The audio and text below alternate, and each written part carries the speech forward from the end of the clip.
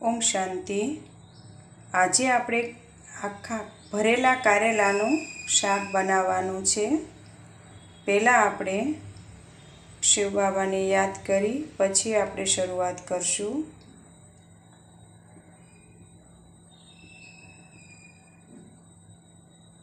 જો હવે આપણે આ કારેલા લીધા છે, કારેલાને મેં છાલ ઉતારી નાખી છે અને પછી એને કારેલા મીઠું લીધું છે। આપણે ભરેલા કારેલા કરવાના છે એટલે મીઠું ભરીને પહેલાં બાફા મૂકીશું કારેલા, એટલે એમાં જો કે બધી કડવાશ હોય તે નીકળી જાય, એટલા માટે આપણે કારેલા મીઠું ભરીને મૂકશું। જો મિત્રો, આપણે આ કારેલામાં મીઠું ભરાઈ ગયું છે, દેખાય છે તમને? જો હવે આને આપણે બાફા મૂકવાના છે, એટલે કુકરમાં બધા કારેલા આપણે નાખી દઈશું। પછી તેમાં 1 ગ્લાસ પાણી નાખીશું અને કારેલા બાફા મૂકી દઈશું। આપણે ગેસ માપી રાખવાનો છે, જેથી કરીને કારેલા દાજી ન જાય। જો મિત્રો, આપણા કારેલા બફાઈ ગયા છે। હવે આપણે એને ભરવા માટે મસાલો રેડી કરી નાખશું। સૌપ્રથમ મેં એમાં ચણાનો લોટ લીધો છે, મરચું, ધાણા જીરું પાવડર, 1 ચમચી સિંગદાણાનો ભૂકો, હળદર પાવડર અને મીઠું, બધું આ ચણાના લોટમાં મિક્સ કરવાનું છે। સૌપ્રથમ હું મીઠું નાખી દઈશ બધું, પછી એમાં મેં મરચું નાખ્યું છે, ધાણા જીરું પાવડર, સિંગદાણાનો ભૂકો અને હળદર પાવડર, બધું મિક્સ કર્યું છે। હવે એમાં જરૂર પ્રમાણે આપણે તેલ નાખીશું।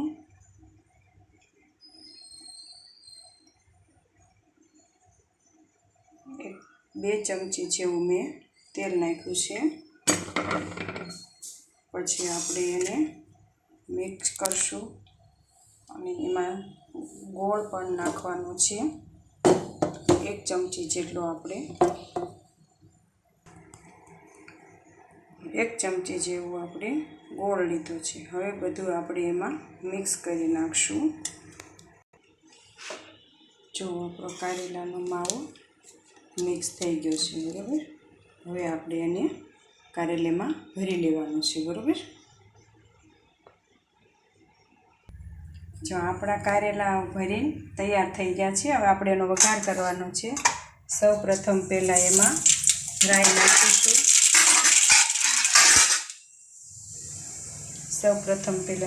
નાખીશું। પછી જીરું નાખીશું, હિંગ નાખીશું, પછી આપણે એમાં કારેલા નાખવાના છે। આ રીતના બધા કારેલા એમાં નાખી દેવાના છે અને કારેલાને પકાડવા દેવાના છે। બધા કારેલા સરસ તેલમાં પકડી જાય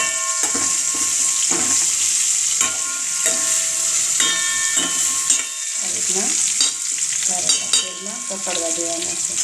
પછી કકડી જાય પછી જે આ ભરતા માવો વધ્યો હતો એમાં મેં પાણી નાખી પછી આપણે એમાં રેડી દઈશું। કારેલા જો આપણા કારેલા સતળાઈ ગયા છે। હવે આપણે એમાં મસાલો વધ્યો હતો તે મસાલો નાખવાનો છે, જે હવે થોડી વાર ચડવા દઈશું। આને ચડતા લગભગ 10 મિનિટ થશે, કારણ કે કારેલા આપણા પહેલેથી બફાઈ ગયેલા હતા એટલે। જો દોસ્તો, આપણે આ કારેલાનું શાક તૈયાર છે। હવે આપણે આની માટે બાજરાના રોટલા કરીશું। ચાલો આપણે આમાં પહેલાં પાણી લીધું છે થોડું, અને પછી એમાં ચપટીક મીઠું નાખ્યું છે. આપણે બાજરાનો રોટલો બનાવવાનો છે. હવે આપણે એમાં લોટ ચાળીશું.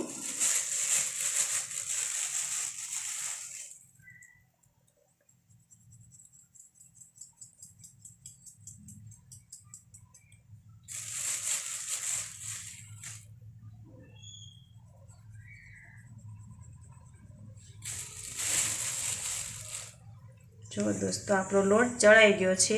રોટલા મારી સાસુ બનાવે છે. એમના રોટલા બહુ સરસ થાય છે, એટલે મેં એ રોટલા બનાવે છે. જો હવે આને લોટ મહળવાનો છે.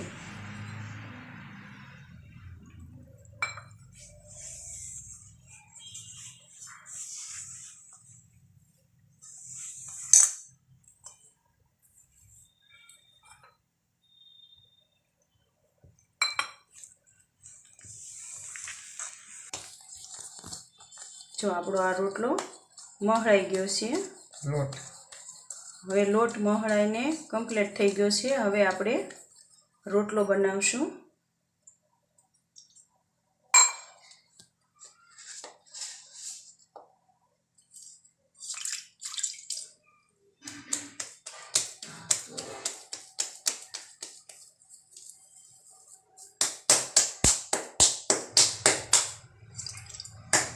જો આ રીતે થોડું થોડું પાણી લેતું જવાનું, એટલે રોટલો ફાટે નહીં.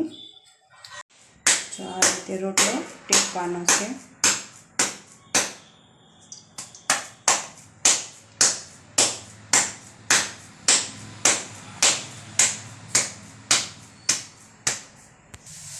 જો દોસ્તો, આ રોટલો આપણો ટીપાઈને કમ્પ્લીટ થઈ ગયો. હવે આપણે એને તાવડીમાં નાખ્યો છે.